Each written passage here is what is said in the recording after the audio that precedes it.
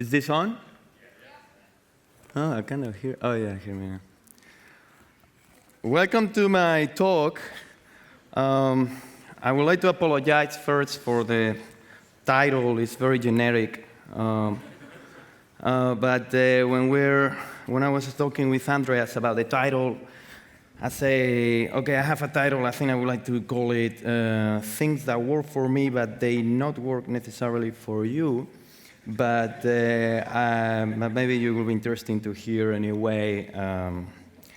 Fucking be patient.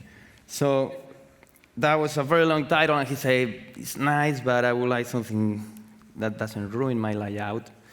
And I say, man, fuck the layout. But okay, so I call it this because, in fact, I didn't have a clue of what I wanted to talk. And I came with the idea of what I wanted to talk here in this place, just walking around. I was making all these notes. This is a real nightmare. I don't really know how I'm going to do this, but I'm going to try to follow it. So this is divided in 7. Oh, fuck my ass. So, sorry. I swear a lot. It helped me to fill up all these gaps that I have when I speak in English. I think I need some help here. Somebody's going to touch my back. Feels good. Thank you. So I have a prologue. I have a first episode called How I Started. I have a second episode called How I Continue on This. Third episode is called Technique and Taste. Fourth episode is Looking, Perception, and Synthesis. And this episode, I'm having a video, which is a demo. I never share my work, like my work in progress. This is the first time I'm going to show a demo. I'm not going to be painting there like an acrobat, but it's going to be more like a speed-up video. In total, it's 1 hour and 19 minutes painting, but I shrink it into 4 minutes. And it looks very magical. I like it. Episode number 5 is called Most Feared Enemy. I wonder who is that Kant. Personal projects, number 6. And then 7 is eating and taking care of yourself, / don't eat in front of the computer for fuck's sake. And then we have the epilogue, which I hope that I have time to get into that. Okay, so it's fine. So I went for a walk. This is the, wait, let's do this good. Without this, I'm lost. Prologue. So I went for a walk in this beach here. Really incredible place. I don't know if you guys took the time, but it's fucking incredible. And I remember when I was a kid, I used to think that Spain and Portugal together, they have the shape of a face, but the shape of a face of a guy with some sort of like a flu or something. Like he was like cold. And I think it's this area in the nose in Portugal that is like, I was always thinking, it's like I was saying to my mom, it looks like a guy with a flu. I was a very cute kid. And then we had this book in my house, this medical book. Like, I don't understand why these books are in house, like these families that they don't have a clue about medicine or they are not doctors. But we have these horrible fucking books that they are like medical books full of these horrible drawings and very threatening text that scares the shit out of you. You start reading this thing and it's like, fuck, I'm gonna die. And I have that problem. You all have that problem. Everybody's gonna die. And then when you look closer to this area that we are here, this is the guy with the flu. This peninsula here, I always was thinking that it looks like one of these medical drawings. I was like really thinking like, wow, this is a paradise in there. But again, that was when I was 5 years old. So I was a very cute kid. And And then when I came here, I went for a walk, and then I Googled, and then I realized, oh, here is where we are. So this is the problem. This is why Portugal looks like Portugal and Spain, they look like they have the flu. It looks like something coming out of the nose or something. And it's this long peninsula that apparently is the longest beach in Europe. And it's beautiful. And in fact, I mean, Spain and Portugal and Greece, they have some sort of like a flu for a long time. But I think that more after the euro came and all this shit. Oh, this is another shape that I was seeing, which is different. But we come to this. Ah, you see where I'm going. I like it. This is not going to be offensive, if there is any Scandinavian people. I love Scandinavian people. I love their society. It's much better than us, like Spanish one. Their education is incredible. I think it's the most advanced society. Their politics are amazing. And the women are very much into my alley.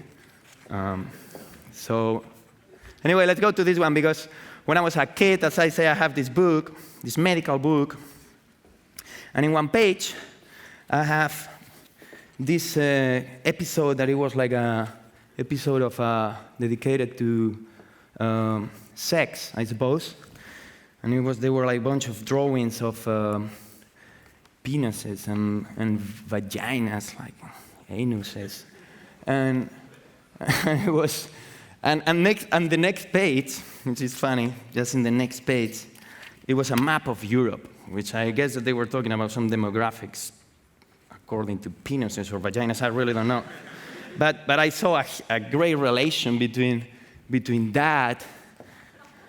And I'm not gonna bring a photo of a penis here. Don't worry, you all know how it looks. But because I was 5 years old, I really felt that the peninsula of the Scandinavian peninsula could actually pee on Europe at any time. And I was like, and in fact they can do it because they are way superior. But it's like, wow, they are just like, fuck, on top of us. I was not freaked out about it, but it was a very bizarre thinking. And you are saying, like, what the fuck is this guy talking about? I like penises, I like vaginas. They are like very important things in life. So this is not offensive. But it's nice because after a while, when the euro came, this horrible thing, the coin, they come out with this design.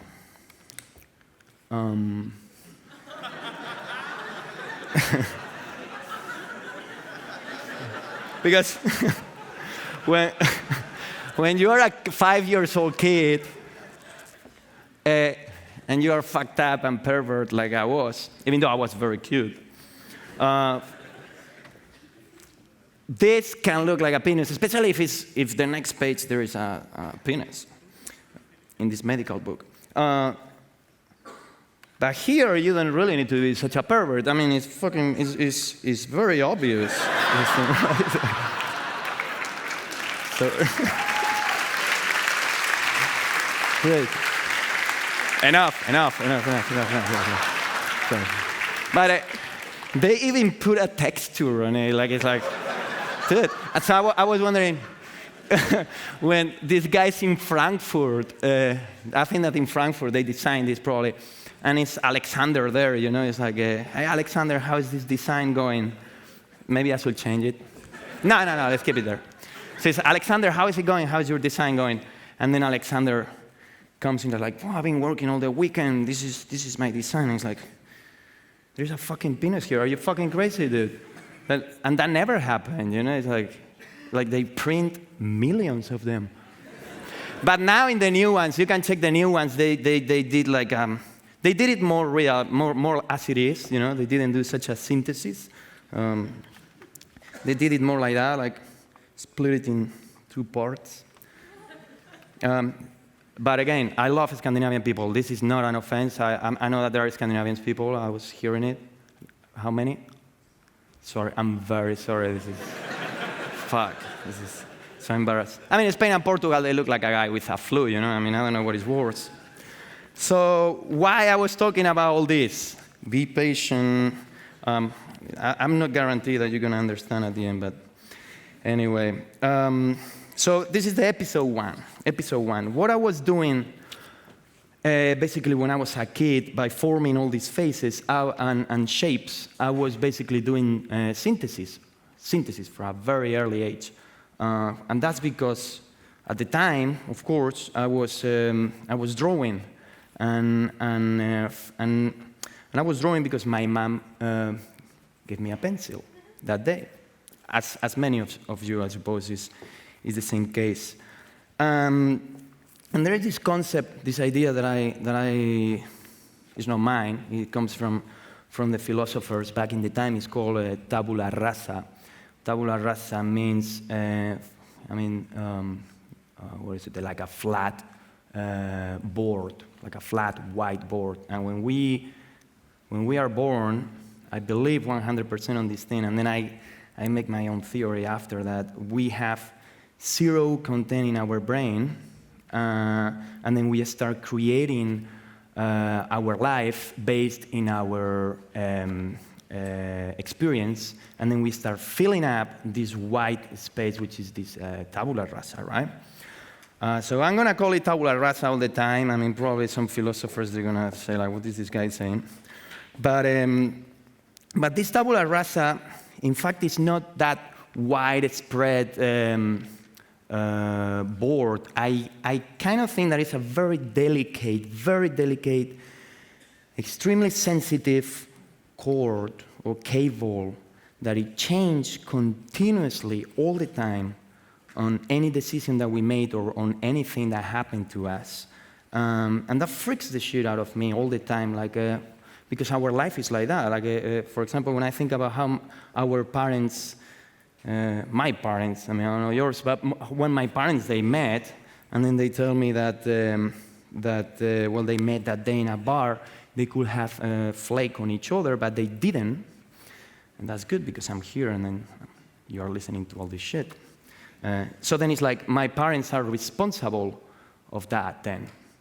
But not really, because my parents, they were there because my father had a friend in the city, and he says, hey, there are a couple of chicks in town you're going to meet, and meet them.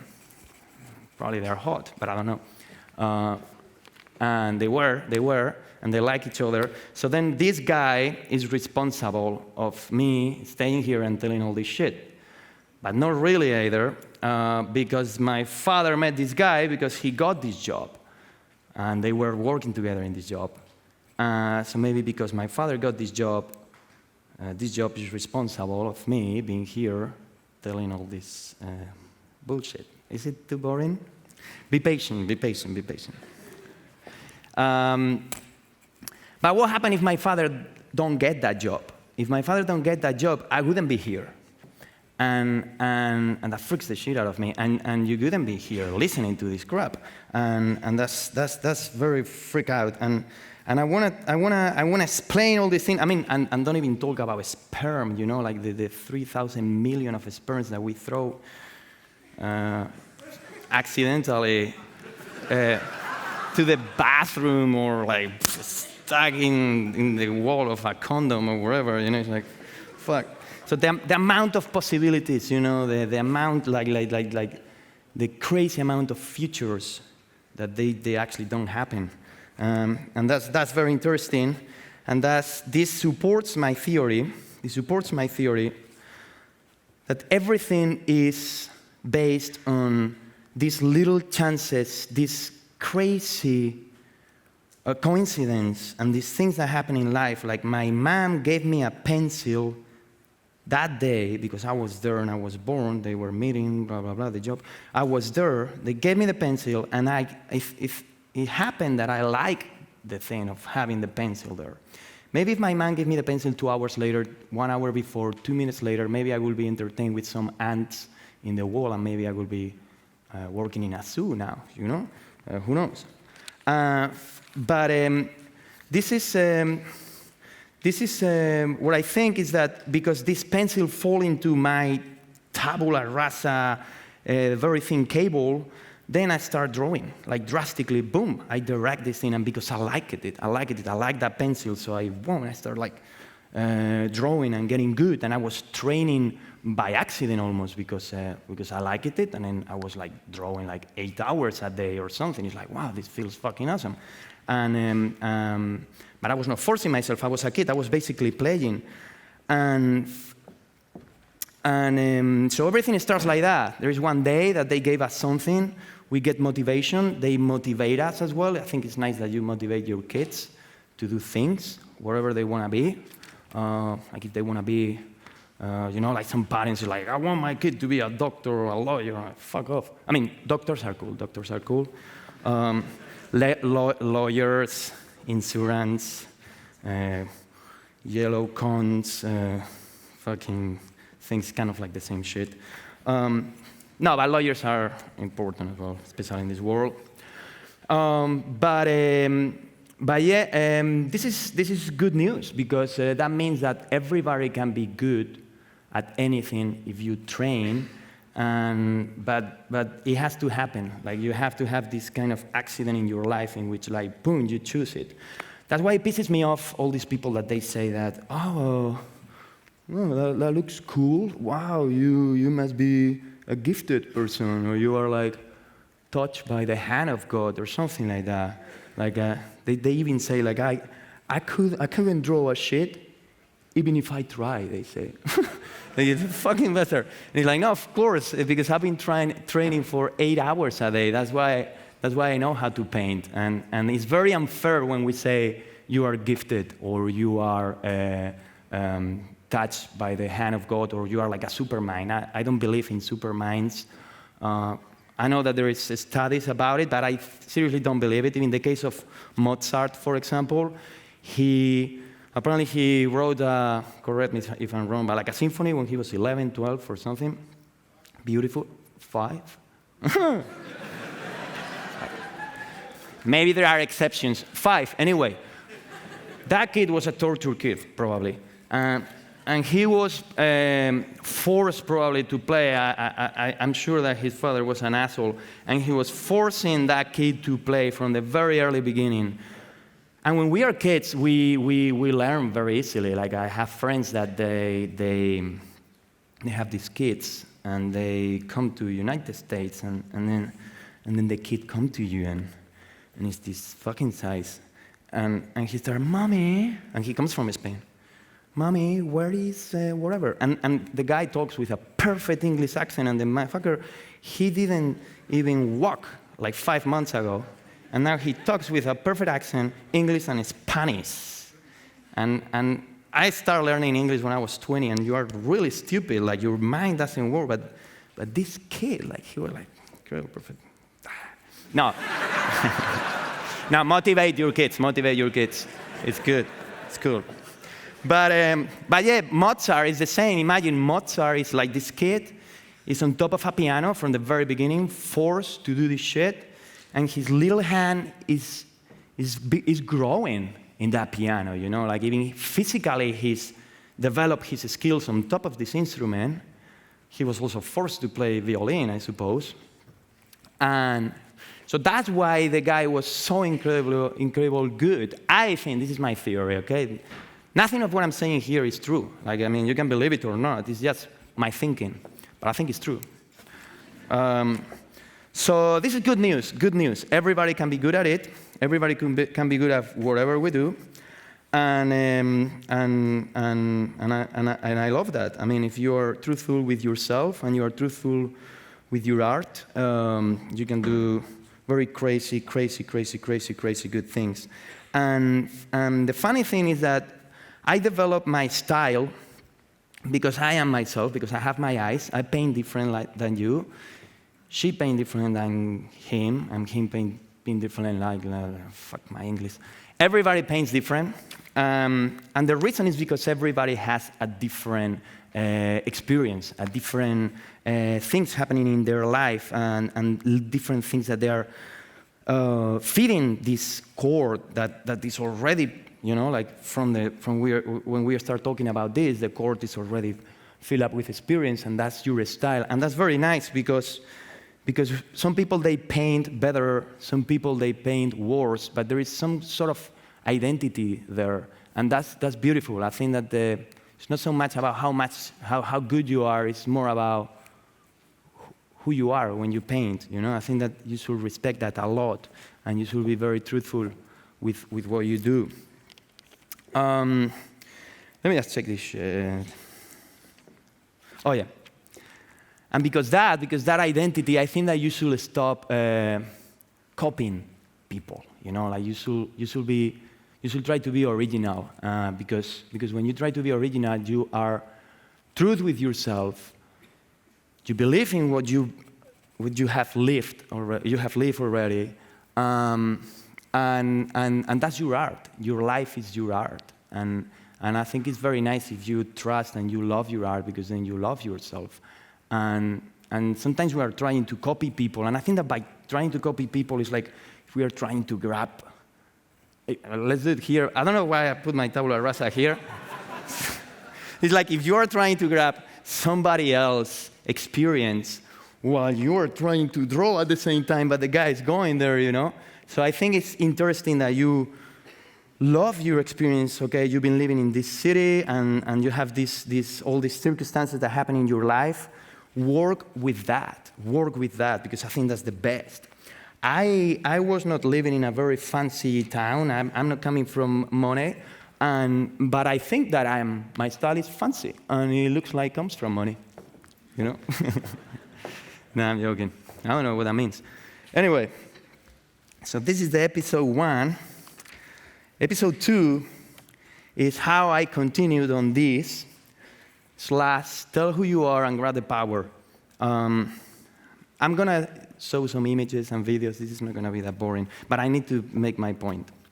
So this is how I start working. Let's do it quick. My father gave me a comic book, a Tintin comic book, and I loved it. And I remember my father reading the comic book to me when I didn't even know how to read, and I loved it, and I was obsessed with Tintin. It's one of my first, it's my first influence, and Hergé is the reason why I'm here, because I love what he was creating.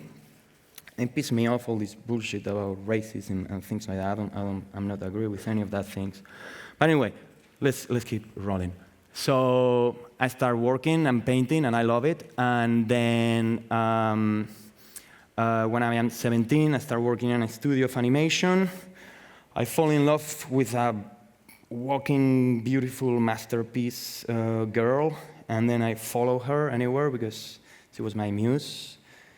Muses are, this is a completely different talk, so I'm going to get into muses.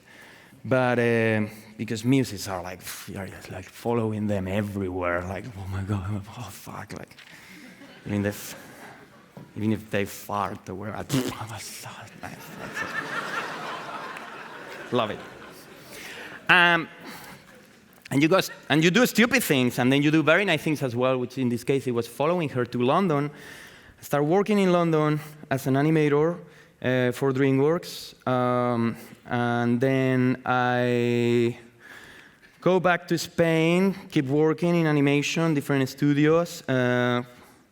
Muse is gone, we split up, and then I continue my life alone, exploring a bunch of shit, a bunch of art shit, and some shit as well. You're single, you need to live the life, but miserable. Being single is stupid. And then I moved to LA, I started working in Disney, and then I get some awards, and that's it, that's my career. And it looks very eclectic and very successful, but it's not like that. I mean, my career is full of up and downs, and it was very hard. It was very hard. And it requires a lot of effort. Like, just for example, if you see me painting now, like painting, like for example in oils, is a fucking pain in my fucking ass. Is every fucking single stroke is a heart attack, and you're like, and when it doesn't happen, you have to see it's the most ridiculous thing. Like I've been spitting in the canvas, I've been punching the canvas, I've been fucking breaking the fucking shit. This fucking can't, fucking can't. This shit, fucking can't, fucking son of a bitch, hijo de la gran puta zorra que dejó. Cabrón. Fucking painting can't. No, seriously, like, fucking frustrates the shit out of me. I mean, you don't gonna be close. You're gonna marry me. You're gonna leave me in 2 weeks. It's like fucking horrible. And also the career is being like really like full of up and downs. Like because I don't trust in this industry. I do not trust in this industry at all. Like there's no security here. You can be the top fucking motherfucker in the world. 6 months with no job, you have to pay your bills, and I'm back to work in a restaurant or wherever, which is nothing wrong, you know. I did that many times. I did that like 3 times, twice in London. I even served one of the guys from my team, a guy that I was supervising. I even served him in a table, and the guy was like super freaked out, and I was like, hey, no worries, dude. You wanna know the specials? But it's cool. She gave me a cool tip. So it's cool. But yeah, this career is hard, and I don't really trust it, and that's gonna happen to you. And the only thing that I can say is, fuck you. You know, it's like it's gonna be like that. You know, like sometimes it's gonna be nice, sometimes it's gonna be not as nice. And there are some people in this fucking industry that are always like shocking something out of a studio, and it's like, dude, chill out. But you can do that too, you know? You can shock the tits of a studio and stay there forever. Whatever you want to do for your career is valid. It's nice, you know? You can do whatever you want to do. I'm open to anything. And very important, and this is the title of this thing, like tell who you are and grab the power, is that so I've been a storyboard artist, layout artist. I was not like coffee thing. Like I was lucky. I started in a studio good, in a good position. But it's cool if you do coffees and things as well. It's nice as long as you are surrounded by people that they are better than you, and they are challenge you, and they are older, and they have more experience, and they are cool and funny. And some of them, they are like very crampy, and they don't want to talk to you, but they're very good and very talented, but you want to talk to them, and they're like, but in real, they really love you because you're young and cool and cute kid that wants to learn, but he's just a crampy motherfucker, but it's fine. So when you get into a point in which you are an art director, for example, how I become an art director in this case, is because one day I was working in this studio in Passion Pictures, and then I was working in this commercial, I think it was for Motorola, and then this producer came, and he was like, who is the art director? And I was like, me. I'm the art director. So that's how I become an art director, just by telling people, hey, this is true. This is true. Of course, I did deserve it. Of course, you guys deserve it. You just have to have the balls to say it, you know? And now I am a director. I am a director. And why am I a director now? Because I fucking say so. You know, like I say that I am a director, and then people call me to direct. And that's cool. And I deserve it. So let's go to episode 3, Taste and Technique. I realized I was very obsessed in all this learning process about technique. Technique was my thing. I was getting close to the paintings, and excuse me, sorry, can't get that close. But I was like really like trying to study why the fuck there is green under the skin of this painting, or why, you know, like how other people paint. And I never went to school because I didn't have the chance. But I was reading, and I was getting very close to paintings. And also because I was working at early age, I learned how to paint. And technique, it was like, fuck, I'm obsessed with technique. But then I realized that technique is not really that important. I mean, it's important, and I still love technique, and I still like blow away by technique. But there's a lot of people that they have like incredible technique, and then you see the painting, and it's like, what the? I don't understand this shit. Like something that I was saying to this amazing couple that I'm gonna say their name because I love their work.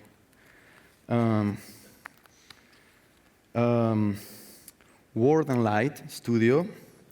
There is this couple that they work together, and when you see their images, you just get them in a glance. You just see, and it's like, cool. You just look, and it's, okay, that was a guy in a cliff. Sometimes people, they have such an incredible technique that they start like wonking on top of everything, and then you just see the image, and it's like, what? How many fucking robots? Like, it's like, I don't see it. Like, it's very important when you create an image that you can read it at first glance. And I can explain you some things while I'm here. You can just stop me by, and I can tell you some things about that. But taste is important. And I think that that's part of taste, like having nice compositions and making sure that you can read an image easily. And there's, some people that the same thing, that they have an amazing technique. And then I remember this painter in London, amazing technique. He was, his paintings, they were over 20,000 bucks. It was like fucking crazy. I mean, they are more expensive art. Art is bullshit. But anyway, a lot of paintings of this guy, they were a woman on jeans on top of an Audi TT. And you have to laugh. Are you fucking kidding me? That was like, dude, why are you doing, like, why are you gonna paint a woman with jeans on top of an Audi TT? But it seems that your taste goes there. I mean, it's cool. Taste is something that, what is taste? Like, I don't know, like maybe you like women with jeans and Audi TT in a canvas made with oil. I don't, but that's taste. But that's cool. You disappoint me. I was not expecting this. But anyway, I'm joking. I love the Audi TT, it's cool. And women in jeans are fucking nice. So, taste and technique. There's people that they struggle with technique in history. They really struggle. And it's been documented. These guys, they cut their ears, and it's like, fuck! Because they don't know how to paint, but they have incredible taste. It's like, where the fuck is this come from? It's like, this is incredible. This guy was really struggling as well. It's like struggling as well. So that was Matisse here. This is Gauguin. But there is something that I love when I see this thing. Is I don't know what it is. It's taste again. Like what is taste? What is good taste? I don't know. We have Modigliani here as well. He's one of my favorite painters because when I was a kid, very cute kid, I had this painting in my room. I mean, it was not this one, but I was like, wow, I love this neck, and I like women with long necks. Maybe it's for that. This guy, like, I mean, he's really struggling, and if you see, I'm sorry to say this, but that's not a good painting. Because technically, like, it's like, wow, the guy is having a hard time.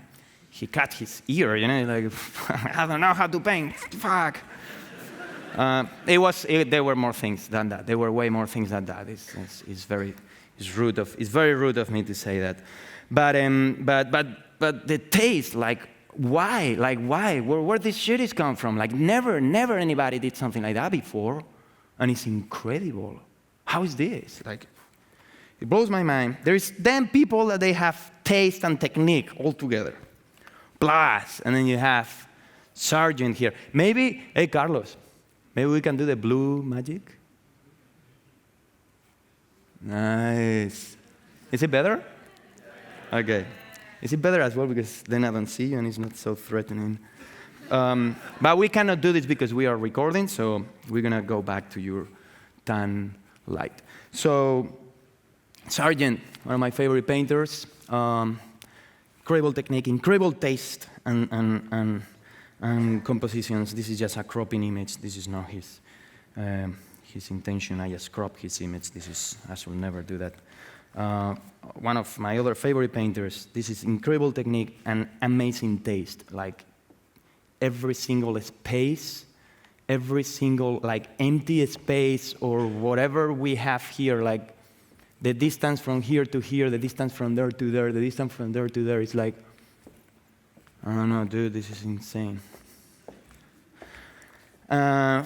And then we have people that they have incredible taste. They have incredible sense of, they have incredible technique as well, and they have incredible sense of design. And then you have things like that. They're like, this is a masterpiece, you know, this is the cutest fucking thing ever.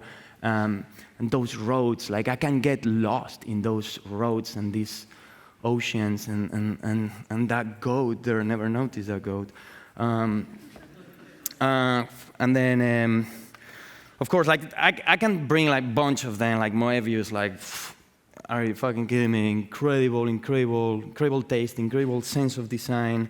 Topi, like, what the fuck is this shit? Like, it's insane. It's one of, this guy is, every time that people discover this guy for the first time, it's like, I want to draw like this. I don't know how to do it. And then you try and then you fail. But it's good that you fail. It's good that you fail because he drew like that because all his, you know, like tabula rasa. And then you have people with incredible taste, with incredible technique, with incredible sense of design. They are handsome, they fuck a bunch of women, and then you have that. And it's like, wow, dude, this is like, I don't know where this is coming from either. But incredible. And like these ones there, I mean, this order, like, taste first, taste and technique, that doesn't mean that that's the order of things anyway. Okay, so we still have some time. We can go back to the light, like normal light. And then we go to episode 4, looking, perception, and synthesis. Let me get myself into the right page. Episode 4. I have episode 5 here. What the fuck I'm doing? So, on this kind of talks, everybody's expecting that you're gonna do some demo and you're gonna do some magic, and it's like, you know, like you start like, wow, painting,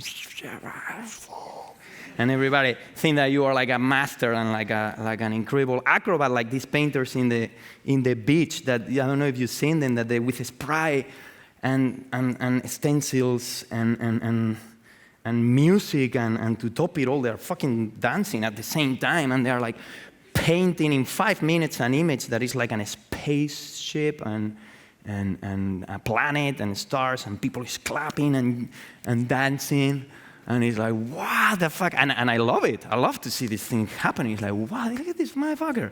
And he tells shit tons of them, which is amazing. But I'm gonna do this, but I'm gonna share a demo here. You can clap and cheer if you want. No, but I mean with a rhythm, with a rhythm, because we're gonna do it. There you go. I'm gonna play it. Wait, wait a minute. This is a joke. I mean, I'm not an acrobat painter, okay? Fucking A, some respect here.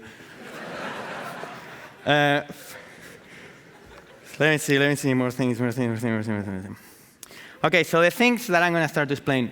95%, I'm very sure. I'm sure about that. This is what I'm going to paint. I'm very sorry for such a boring subject matter, but I'm going to, I think it's going to be a good example. 95% of any good painting is an efficient, is a good look. Like, what you are looking, that's basically what it is, a good synthesis. That's very important.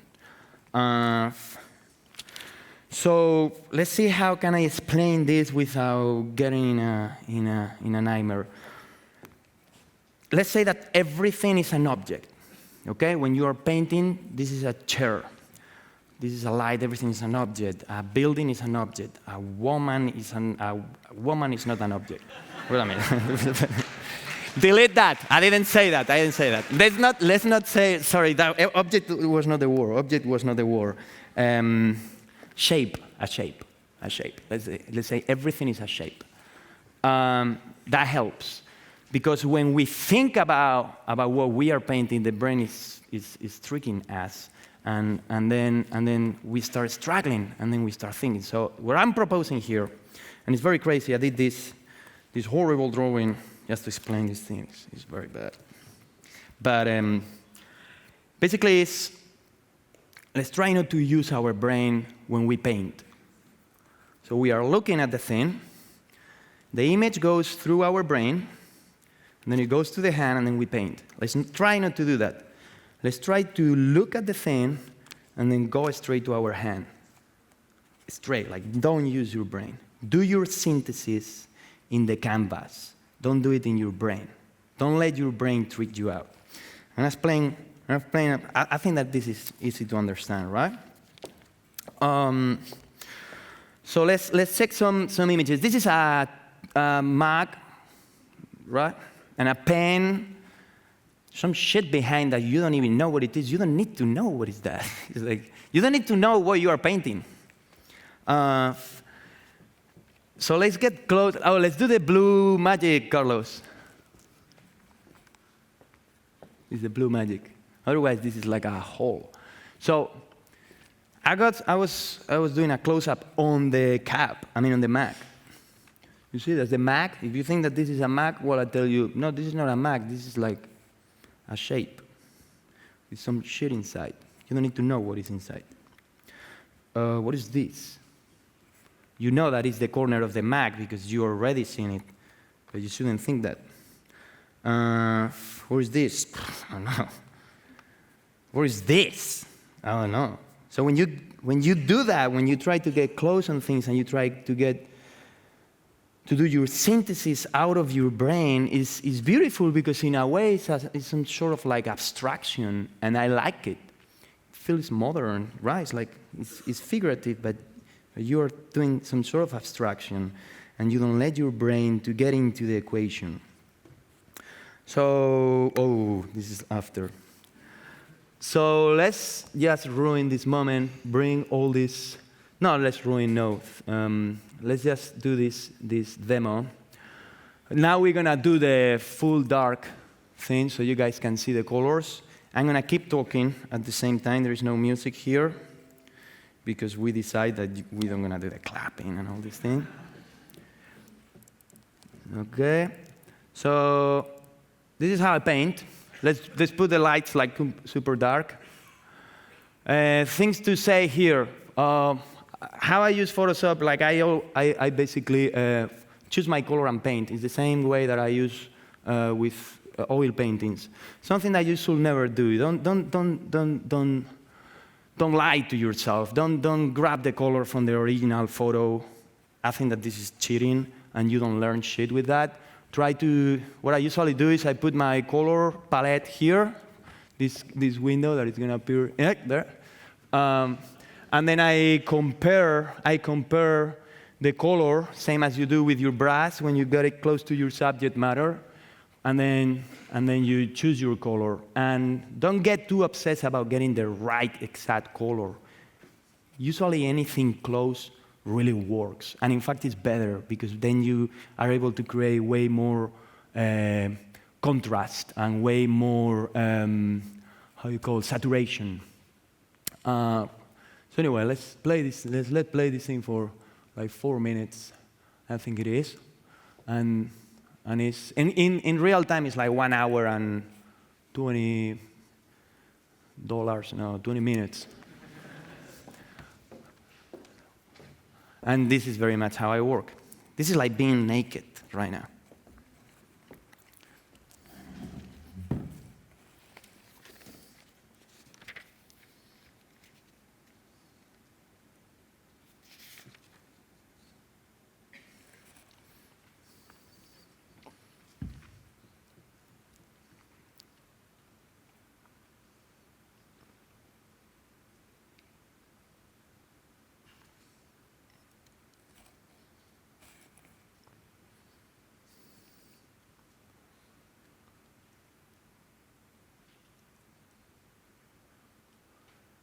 So as I say, I mean, if you get close to my paintings, I'm never that accurate, and I don't know how to paint that well. Like, I really don't know how to get that hyper-realism, incredible, like you don't even see the brush strokes. Like, my painting is almost like a resume or like an extreme synthesis of what I see. And I just realized that as long as you have a good look of what you are looking, you don't need to be that close. And it works. And it's graphic.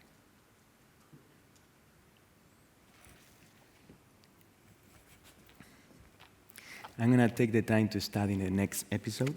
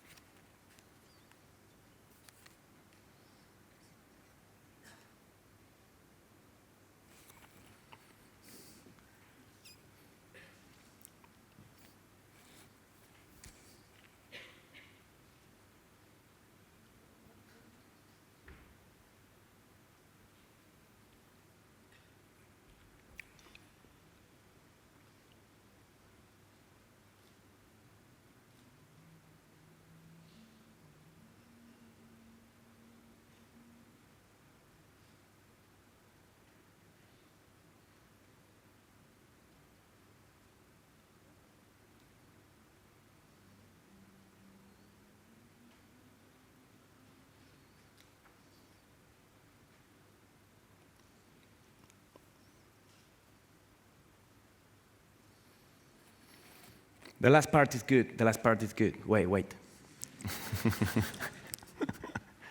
No, but it actually is. And I'll tell you why. I mean, I think it's interesting for you. Maybe not.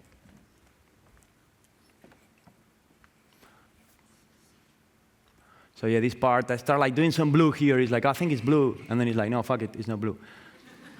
That's good. That's what I like about Photoshop. You can be brave, and then you can try a bunch of other things, and then go back, and that's it. That's the final painting.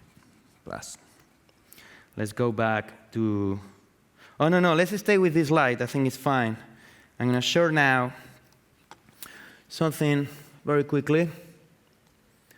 I'm going to share another work in progress of something that is obviously a bit more complicated, but you're going to see that it's very much the same style, very much is the same, it's loose as well.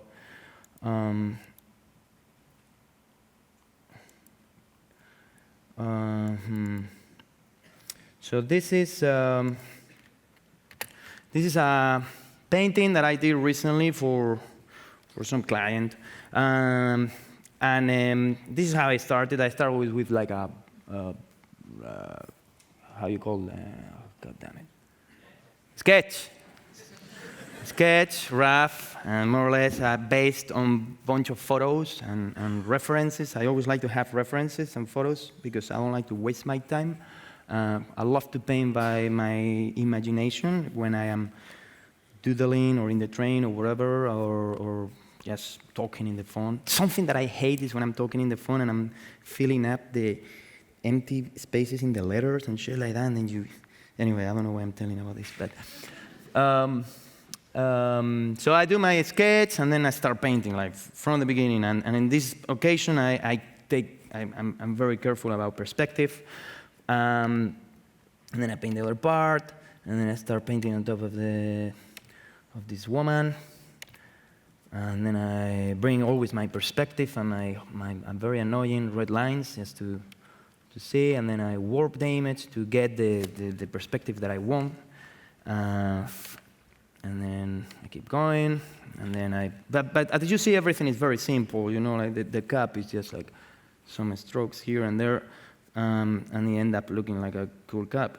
And then I do my corrections and things for the next day, things that I want to do, paint the reflection of this thing. But as you see, everything is simple. You don't need to spend, so I don't need to spend that much time on details. You can do whatever you want. If you want to spend time on details, it's good. But you can be efficient as well by just leaving it like that. It's all fine. And there you go. That's the final painting. Okay, so thank you. Cool. Nice. We are artists. We need feedback. We need feedback always. I need feedback. It's like ego. Episode 5, your most feared enemy. You ready? They can't. The client, no, they can't. They can't. They fucking can't.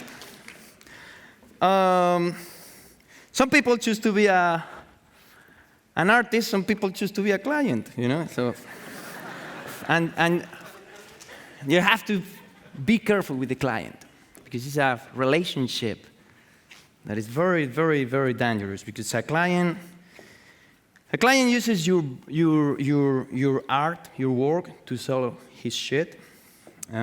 He can fuck you in the ass. He can make you consider your life as an artist. And they say the most stupid things sometimes, like more vivid. Can you do it? This is more vivid. Why they say these stupid comments is because usually the clients they meet in a table. That's why the more vivid shit, you shouldn't take it too personal. It's just these guys, they don't give a fuck about the project. They are in a table, and there are like maybe 7 or 8 of them. And they bring your piece, and they start doing comments. And they don't give a fuck about the project. They only care about get a promotion. That's why sometimes you are working with a guy, and then all of a sudden he's out of your work, out of your job, because maybe that's the motherfucker that he says more vivid. And, imagine they're in the table, and he's like, Alexander. He's like, Alexander again. There is any Alexander here? Oh, no. Oh, there isn't. Sorry, man, you're getting beat up tonight. I'm very sorry. I don't know why Alexander. Let's do another name. Peter. Brother. Peter, probably. No, sorry, Alexander. Cool. So Alexander is there. He's a client. And then he's like, wow, let's do more vivid. And then the boss is like, wow, Alexander, that was a very nice comment. You're gonna get a promotion. Good. So yeah, you have to be very, very, very, very careful. But of course, this is an artist's opinion. Like if you think from the point of view of the client, you have to be very careful with the artist, because the artist is using your brand to sell his shit. He can actually fuck you in the ass anytime, and he can make you consider your life as a client. So be careful with the client. Anyway, all this is a stupid joke. Clients are very important. It's always like a love and hate relation, and this leads to my episode 6, personal projects. Forget about what I say about the clients, but take some things. A lot of people, they always ask me, how is, like, you work for clients, and but you also do personal work. How you do that? And it's a very common question, and I love people asking me that, because this artist, she actually wrote me, and then it happened that I found her in the boat, and then we were talking about it, and I really didn't know why I work in both, or why I'm able to work in both, and then I was thinking more about it, and I think it's because I love both, first of all. I always wanted to be in this industry, so I don't know what is all this fucking complaining, so I like to work in both, and I respect both. This is very important. My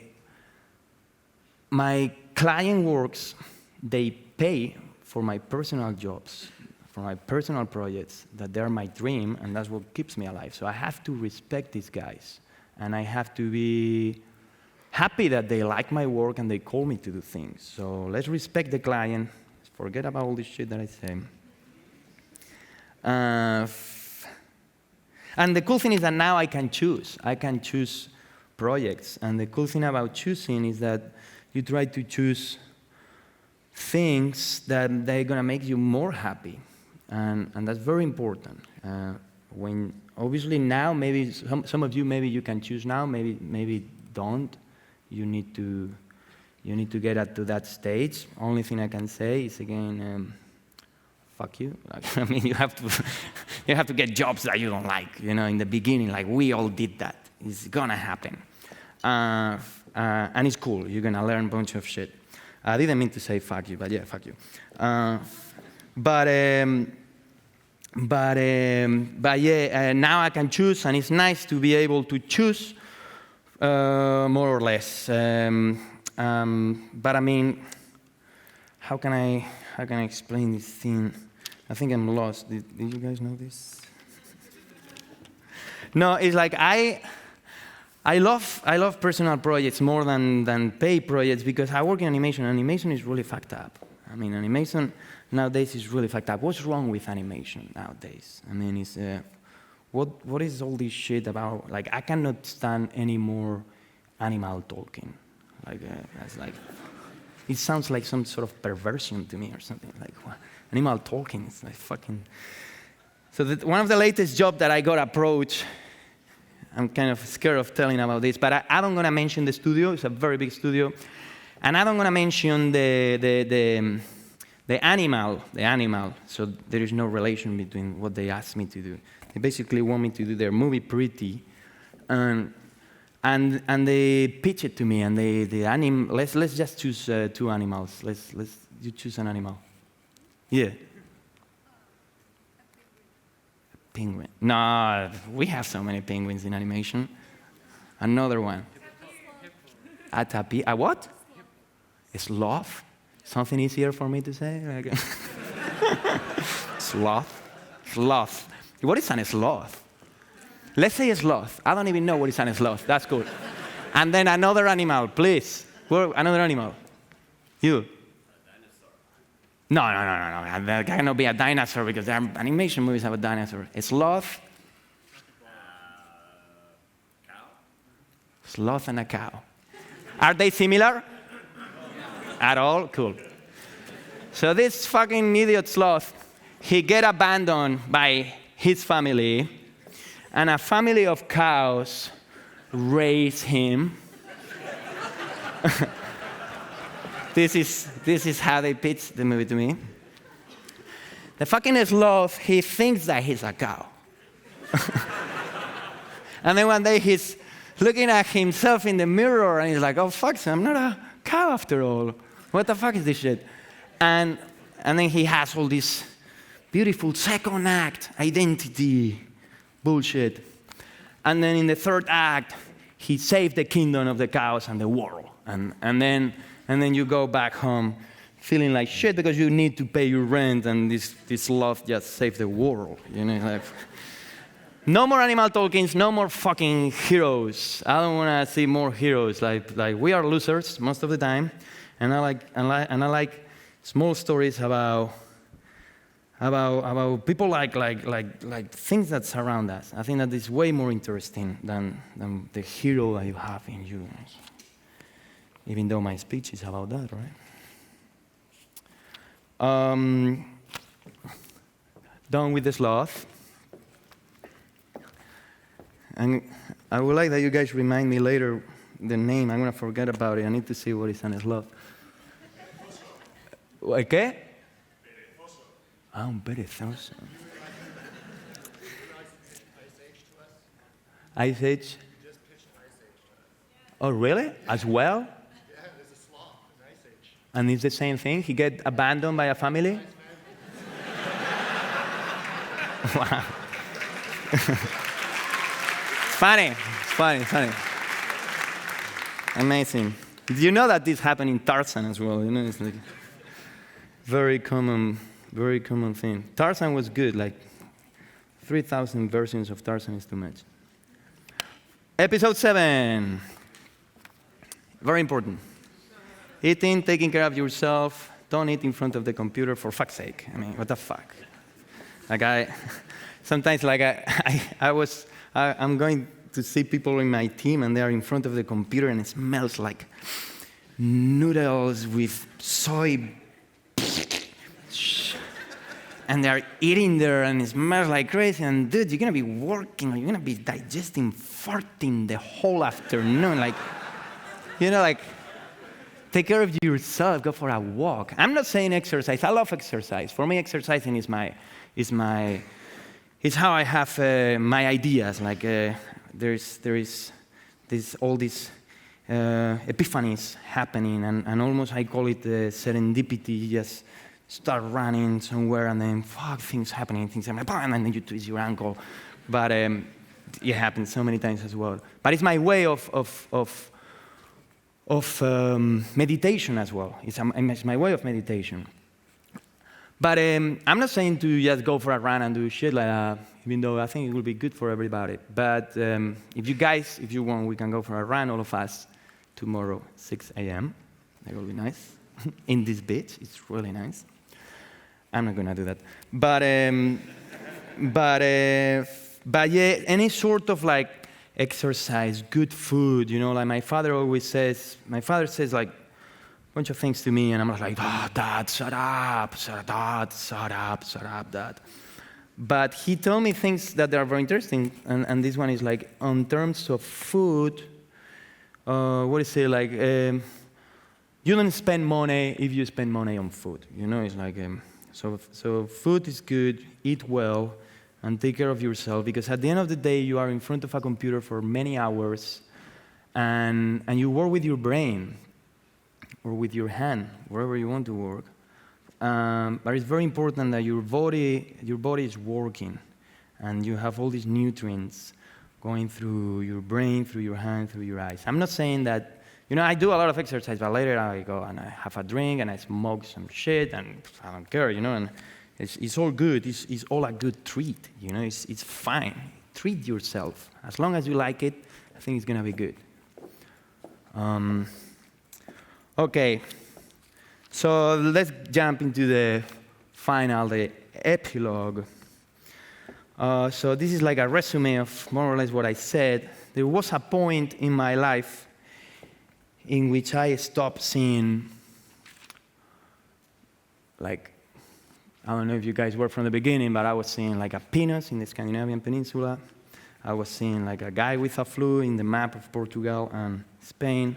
It was a time in which I stopped seeing things like that, and then I started to see things the way that they are, the way that they are. And I think that this world is beautiful the way that it is, and I really love it. And I was going for a run.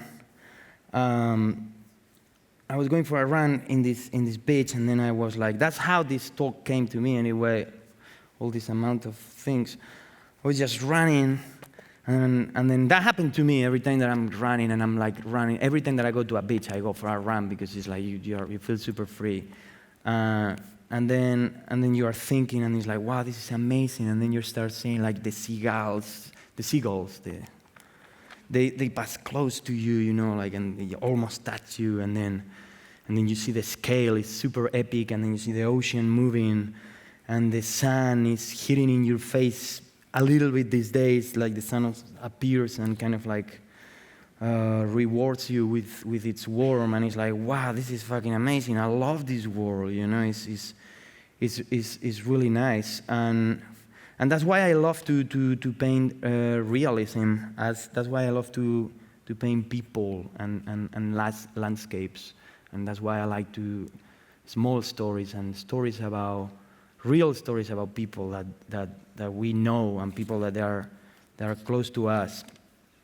And we need to learn how to look and how to appreciate what we have around and to digest it. Like synthesizing is digesting in a way what you actually see. And this is almost like a painting. For me, this world is like a celebration.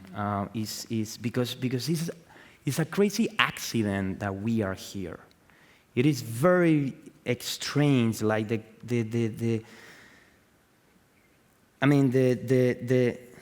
chances that we are here, they're ridiculous. It's like it's very, very difficult to be alive. The amount of sperms that we throw everywhere, we say before, and it's nice to look at the world, because the world has a natural good taste. We were talking about where do you get the taste? Well, the world has a natural good taste. Like the buildings, the ocean that we were saying, the sky, fuck's sake, the sky is blue. That's fucking good taste to me. That's fucking insane. And so yeah, this is when I paint. When I paint, it's a tribute to this world. It's a tribute to this life. But mostly, it's a tribute to my life. And it's a tribute to my experiences. And then therefore, it's a tribute to myself. And I don't really care too much, if my paintings are not modern enough, or they are not going to the times in terms of whatever the art world says. I don't give a fuck if you don't like them. I don't care if you don't like my paintings, my stories. Like, I'm not doing this for you. I'm doing this for me. And you guys are doing this for you as well. I mean, that's very obvious. That's why you do your paintings. That's the most important thing. You have to believe in you. This is a homage to yourself. All these things that you are doing is like, it's a tribute to yourself, because of all the possible futures that we could have, we have this present, and you have to take that present with the two meanings that present has. So I think that's it. That's my talk. I finished. Cool.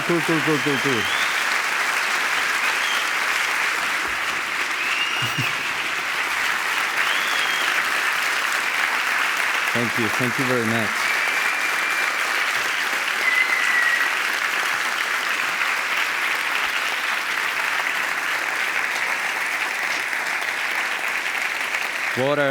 Water is important. So we have 20 minutes. I would say you guys go and eat and have more time for eating. That will be interesting, I think. Or we have questions, but I also will say that you can stop me anytime and ask me any question. But if you want to make it public, you can make it public. Or I can share images of a short film that I'm working right now. That is my personal film.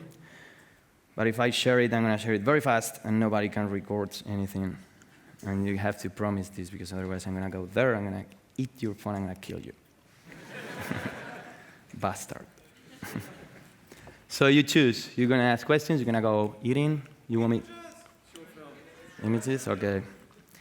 Thank you. We need feedback. That's cool. So it's going to be very fast. Very, very fast. Okay, this is my film. It's called What is Love? It's in production right now. I've been working on it basically by myself for like a year. It's a story about love and what is love, and I'm going to reveal what is love at the end of the film. I'm going to tell you now. But it's a very personal project. It's my take on love. You might think that love is something else. And it's a very minimal, small story about normal people, that they are losers or winners or not particularly heroes, and there is not fucking single animal talking here. And yeah, I think it's going to be released in January, February, or something like that, and we're going to put it in festivals, and then let's see where this thing goes. But my main goal with this is I want to tell producers, people that they have money, that we can do in animation a bunch of things. We can, in this occasion, I'm talking about love, but we can also talk about horror or drama or thrillers. Like, why do always the same shit? What's going on here? Oh, and I just need to touch the screen. Thank you. Oh, it was me. Okay, let's start. I'm going to do it very quick. It's going to be 2 minutes from now, not even that. Please don't use your phones and shit like that. And, just respect the artist. If somebody's using the phone close to you. Fucking A. Hey, the people in the... then fuck it. I'm not showing it. Sorry, guys. Come on, January. It's going to be in January. It's important for me. I cannot show it. Thank you, Andre. Thank you very much. Thank you.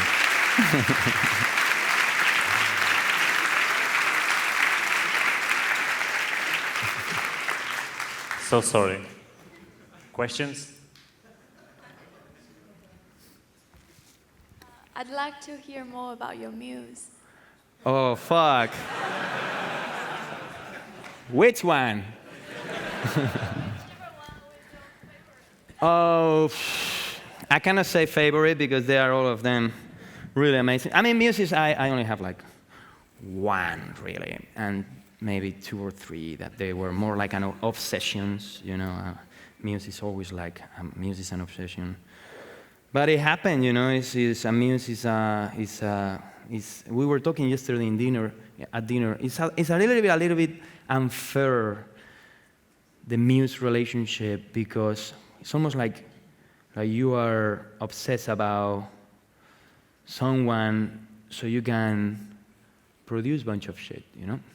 And they are like, you have to be careful because it can be very close to be like an object, and that's horrible. But in this case, she was a muse because for many other qualities, you know? She was beautiful, like beyond this world, like a walking masterpiece, and I was obsessed with her, and she was sexy and fucking, and her voice and her smell, you know, it's like everything. Muses are too much. Yeah, I can have a whole talk about any particular muse, but I think that let's leave it like that. Hey, let's talk later. She looks like a muse.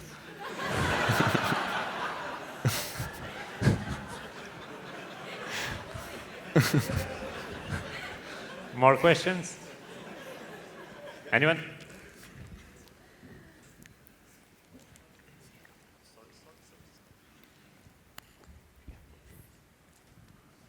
Could you go into a little more detail on when you had to actually take another job that was outside of work? Did you feel like you were anxious or trapped, or were you just like, this is just something I have to do?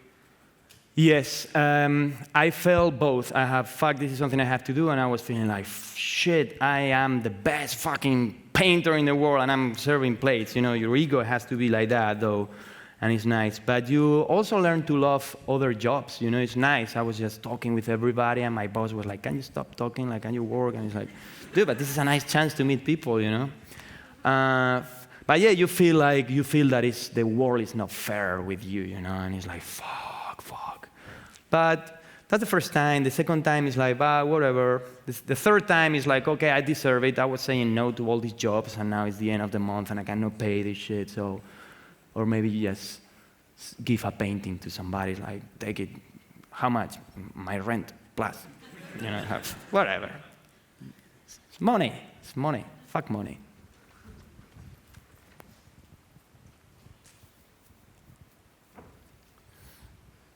I love your talk, by the way, but I want to see your personal work. Do you have any images?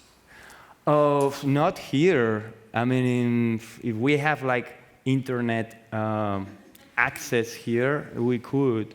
But let's get later together and show more. I mean, we have. Oh, do we have internet? Hot spot. No.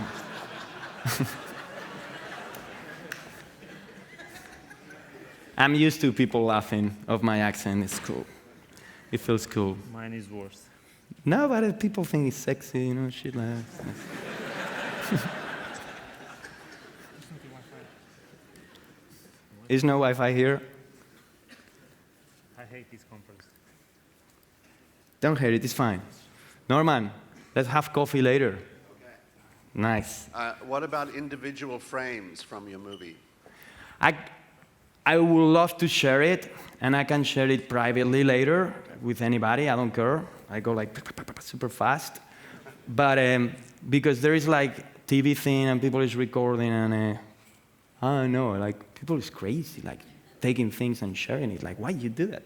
I mean, I love people doing that, but not when I don't want to. In fact, in my website, I have this thing that it says, if you want to print any of my images, just contact me, and I'll be happy to give it to you. You can sell it, you can do whatever you want with them. I don't care, it's free promotion. I don't care. Like people is very picky, they put these watermarks on top of their things. Like, why you put a watermark? What the fuck is a watermark? You just spend all this time doing the thing, and then you ruin it with a horrible watermark. But yeah, you guys can print, you guys can do whatever with my prints. I don't care. I really don't care. I don't care about money.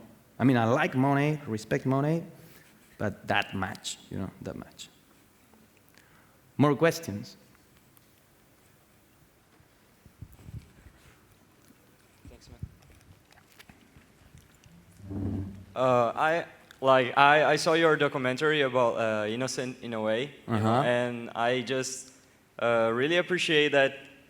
There was something bothering you about like image in church, like there's blood and stuff, and when like you painted sex and people were shocked, and it makes no sense for you, like you said that. So how was the moment when you just clicked that you need to do something about it, and it was the decision, I'm gonna make a documentary about this, and I'm gonna make this series of paintings. So how was the like, enough is enough, I'm going to do this? Oh, well, it's not that cool as that, Like, the reality is that I was just talking with my friend, Michelle in this case, and I say, hey, let's do a painting, why we don't do a documentary? And the husband at the time wanted to do it. And this guy, her camera for a lot of her movies, and she says like, no, let's just do it privately. And then I did it with my really good friend Alexis Warneroy, and then I thought it was a good idea to just to show the people the process and how this huge porn actress coming from this world that is, what is porn, I like porn though, but it's like, porn is for what it is.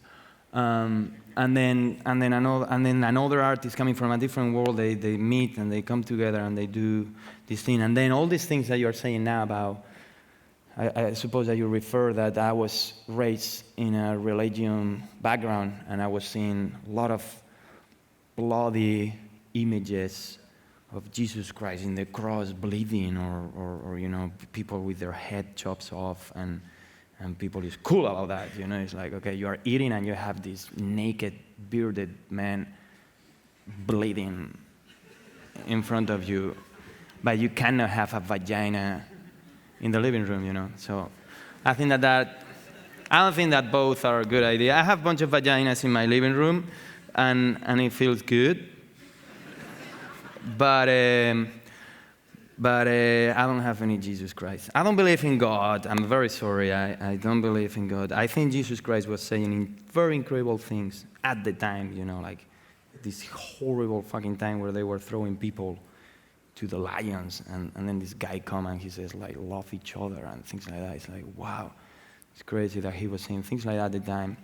But I do not believe in God. I don't believe in karma or energies. Like I'm very kind of like, I don't know if I could say realistic or negative or whatever. I think that karma is very much like a superstition anyway.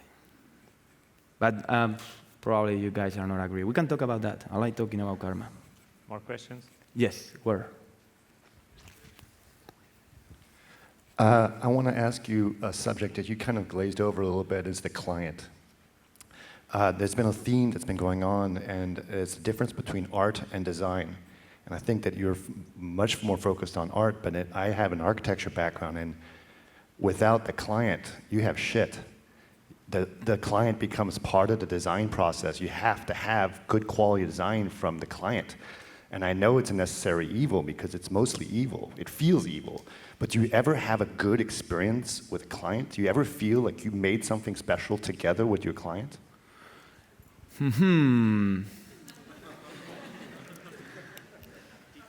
Fucking client. Yes. I mean, as I say, client is always like a love, like for example, this last job that I saw you is for Adobe, and they just say, hey, we want you to do this image for Premiere, do something. And I'm like, okay, what do you want me to do? Oh no, just do something. That was cool. That was nice. And then I deliver it, and it's like, dude, I love it. This is very nice. Can you change the letter of something? They didn't say anything like vivid. But yeah, they just asked me to change some things that was looking like the logo of a branch that is famous. But yeah, sometimes when you work with clients, they give you very good scripts already, and then you read it, and it's like, wow, this is a nice idea. And sometimes they give you just like a piece of paper with a couple of lines, and it's like, wow, this is a nice idea, guys, thank you very much. And sometimes clients, they call you because they like you, and it's like, we want you to do your own interpretation here, But sometimes they are very insecure clients that they just call you and they just want this particular thing, that they want to make sure that you meet this and this and this and this and this and this and this. And I think that's very much insecurity when you don't let the artist especially when you call an artist that you like, you are supposed to be happy. You supposedly should be happy with whatever the artist delivers. But I don't know, it's very complicated. It's very complicated. But I don't have any client friend, for example. I don't keep them as friends. One more question. We have 4 minutes. Or not even, right? One more question? No? Cool. So big applause to Alberto Mielgo. Thank you, guys. So you want me to do? Thank you very much. Wow.